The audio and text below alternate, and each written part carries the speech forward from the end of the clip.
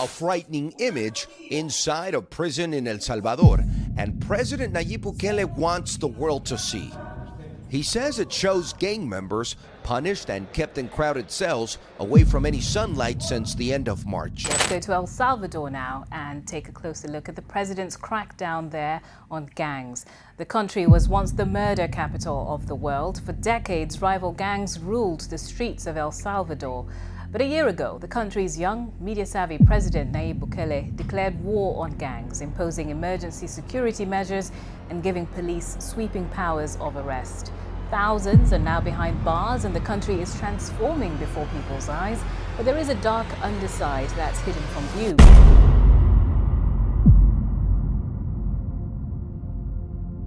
Amidst escalating gang violence that plagued El Salvador, 2019 marked the beginning of a drastic transformation under the new leadership of President Nayib Bukele, initiating an era of unprecedented measures against criminal activities that would challenge the core of the nation's long-standing security issues.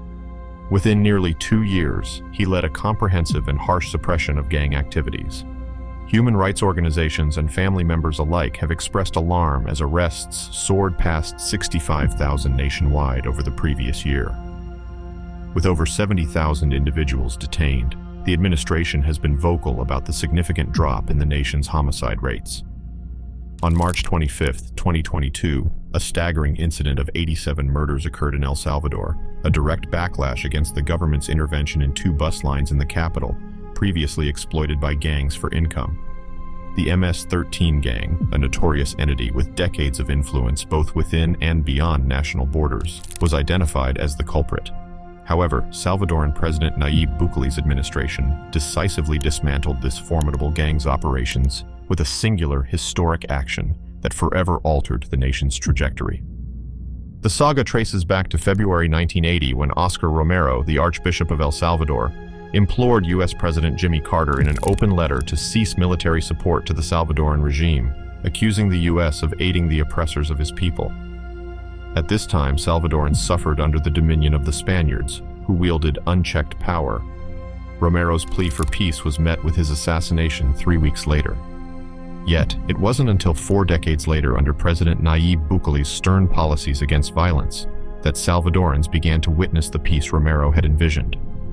On March 31, 1980, a tragic event unfolded as 250,000 Salvadorans congregated for Romero's funeral, only to be attacked by government snipers, resulting in 42 deaths and over 200 injuries.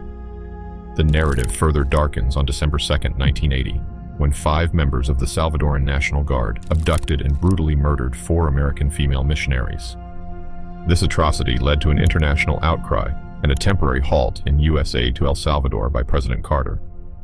This pause in support paved the way for the formation of the Farabundo Martí National Liberation Front, FMLN, a civilian-led paramilitary group that challenged the Salvadoran military forces head-on. The arrival of President Ronald Reagan in the U.S. marked a renewed alliance and increased military aid to the Salvadoran armed forces, despite global bewilderment and condemnation. The story converges in 1989 as the FMLN's consistent assaults indicated a deadlock in the conflict, with neither party gaining a strategic upper hand. The dissipation of foreign backing for both factions, particularly following the Soviet Union's collapse and the Cold War's end, diminished U.S. interest in sustaining the Salvadoran counterinsurgency. This shift led to a push for peace amidst a backdrop of nearly 880,000 casualties and a mass exodus of Salvadorans to the U.S., predominantly to California. The legacy of war morphed into gang violence among Salvadoran refugees in L.A., exacerbated by the U.S.'s war on drugs and stringent anti-immigration policies. This era culminated in the 1996 Illegal Immigration Reform and Immigrant Responsibility Act, demanding the deportation of criminal record-bearing immigrants upon sentence completion. These gang members, far from hardened criminals, were primarily young Salvadoran teenagers, uprooted by the war and seeking belonging within gang confines, trading their autonomy for a sense of security and identity. Notable among these gangs are the 18th Street Gang and MS-13, whose rivalry belies their similarities. The 18th Street Gang, with its expansive network across the Americas, and MS-13, descendants of FMLN combatants, both contribute to the staggering femicide rates in El Salvador, underscoring the enduring cycle of violence and the quest for justice in the face of overwhelming odds. Members of MS-13 are notorious for their extensive tattoos, adorning their bodies from head to toe with symbols like MS, Salvatrucha, devil's horns, and their clique's name, including their faces. By the early 2000s, however, there was a noticeable shift away from facial tattoos, presumably to lower their visibility and ease the commission of crimes. The gang's notorious brutality has led to some of its members being recruited by the Sinaloa cartel to fight against Los Zetas in the Mexican drug war. This has inevitably attracted the attention of federal agencies like the FBI and U.S. Immigration and Customs Enforcement, prompting large-scale raids and the arrest of hundreds across the United States. However, these efforts did not deter the gang's activities. If anything, they seemed to embolden them further. In response, the FBI launched the MS-13 National Gang Task Force in 2004, focusing on a strategy of deporting gang members rather than imprisoning them within the U.S. When this proved less effective, an international approach was adopted, with the FBI collaborating with law enforcement in El Salvador, Honduras, Guatemala, and Mexico, including setting up offices in these countries to tackle the gang's roots. This international strategy saw substantial results, with mass arrests and crackdowns in the U.S. and Central America involving thousands of officers and leading to the detention of many gang members. Despite these efforts, the gang appeared to grow only more violent, until Nayib Bukele stepped into the picture. Under Bukele's administration, El Salvador witnessed the transfer of around 2,000 inmates to a newly constructed mega prison, a move reflecting a continuation of hardline policies against gang violence. Building on the super mano dura policy initiated by President Antonio Saca in June 2004, which significantly increased military patrols and arrests in gang territories, Bukele's approach aimed at further reducing gang influence. Despite these efforts, a temporary truce between MS-13 and the 18th Street gangs in 2012, facilitated by the Salvadoran government, did see a significant drop in violence, demonstrating the potential for peace. Yet the truce eventually collapsed, and by 2015, gang-related extortion and violence surged, severely impacting El Salvador's economy and safety. Exploring the roots of this violence, it's clear that historical land disputes and political conflicts dating back to the 18th century have fueled the emergence and growth of gangs like MS-13 and 18th Street, along with their battles against African-American gangs in the U.S. Nayib Bukele's rise to power and his efforts to confront this legacy of violence stem from a complex background, marked by his family's prominent business endeavors and his early political engagement. Born to a Palestinian descent family involved in significant business ventures, including opening El Salvador's first McDonald's, Bukele's path took a political turn after he left college to manage a nightclub and eventually took over his family's PR firm. His involvement with the FMLN and subsequent political career, culminating in his election as president, highlighted a break from traditional political alignments and a new approach to tackling gang violence. His controversial strategies, including aggressive campaigns against critical media, have sparked debate about governance and security in El Salvador, revealing the deep challenges facing the country in its struggle against gang violence and its quest for peace and stability. Additionally, the Salvadoran legislature introduced a controversial measure restricting media from covering gang-related news. Journalists risk up to a decade in prison for disseminating information that could potentially originate from gang entities or incite public fear. This legislation, according to President Bukele, was essential to his broader strategy to quell gang violence. In a shocking display of brutality, March 2022 saw MS-13 murder 87 individuals over 3 days. The country is no stranger to violence, yet the ferocity and randomness of these killings marked a horrifying escalation.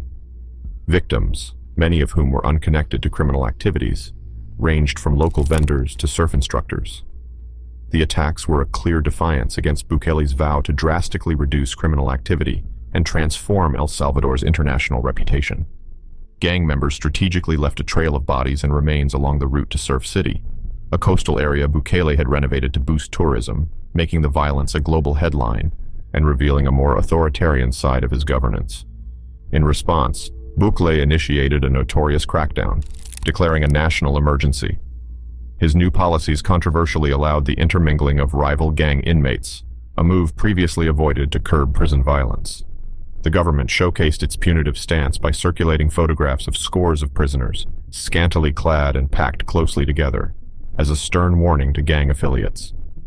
Under the guise of democratic operation, Bukele's administration implemented stringent laws that severely curtailed Salvadorans' fundamental rights, including legal representation and freedom of movement, and eased arrest protocols while permitting widespread surveillance of private communications.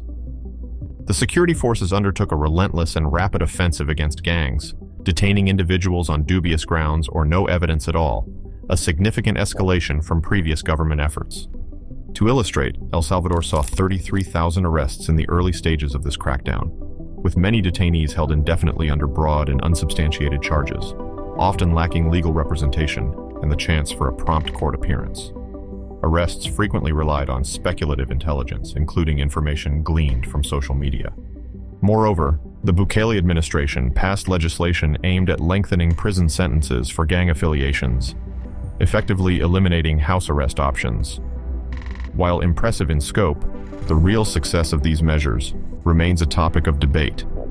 Some communities report a visible reduction in gang presence, attributing newfound peace to the crackdown, while others caution about the return of previously incarcerated gang members, albeit with diminished influence.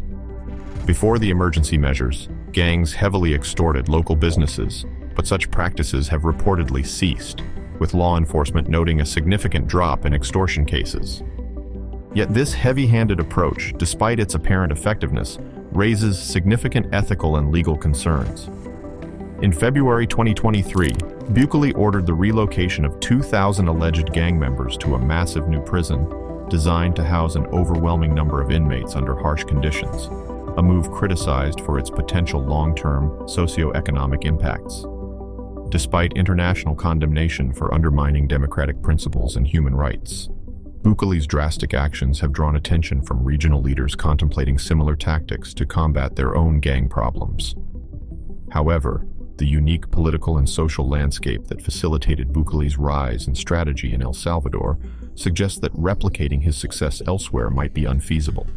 Critics, including international bodies and human rights organizations, have denounced Bukele's governance style, accusing him of authoritarianism, threatening legislative members with military force, and manipulating the judiciary to secure a second term in office.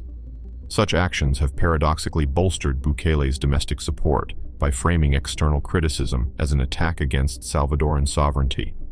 Meanwhile, neighboring Honduras and countries as far south as Ecuador and Chile are grappling with their gang crises, with some citizens longing for a Bukele-esque figure to restore order, despite the evident risks and controversies surrounding such an authoritarian model.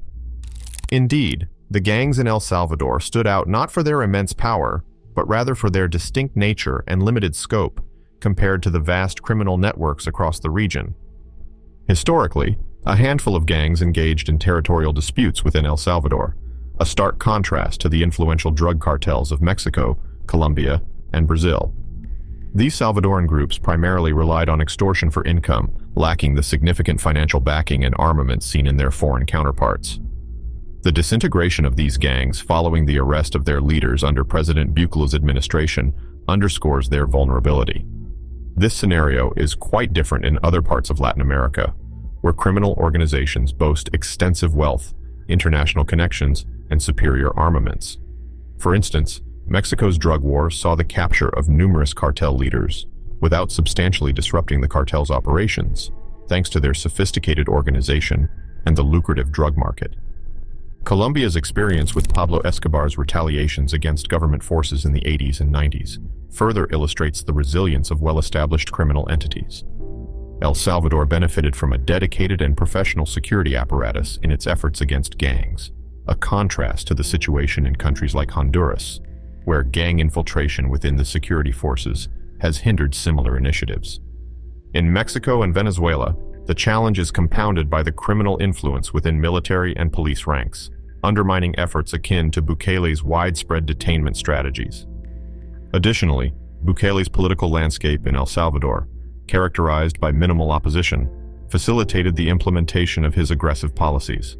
a luxury not shared by many other Latin American nations with stronger political checks and balances. Despite the significant impact of the Salvadoran crackdown, the notion that gangs have been entirely vanquished is contradicted by the government's own data. The high numbers of arrests touted by Bukele's administration include many who are not gang members, with a substantial portion of alleged gang affiliates and collaborators still at large. The feasibility of replicating Bukele's approach in other countries raises concerns about emulating not the successes, but rather the detrimental aspects of El Salvador's strategy. Attempting to adopt similar measures could lead to increased criminal activity, undermine civil liberties, and exacerbate challenges in already strained prison systems. Latin American leaders, especially those with autocratic tendencies, might seize the opportunity to bolster their political standing at the expense of democratic principles and human rights. Although the Bukele model has contributed to a reduction in crime, it presents a significant trade-off, questioning the overall cost of such an approach for other nations contemplating similar strategies.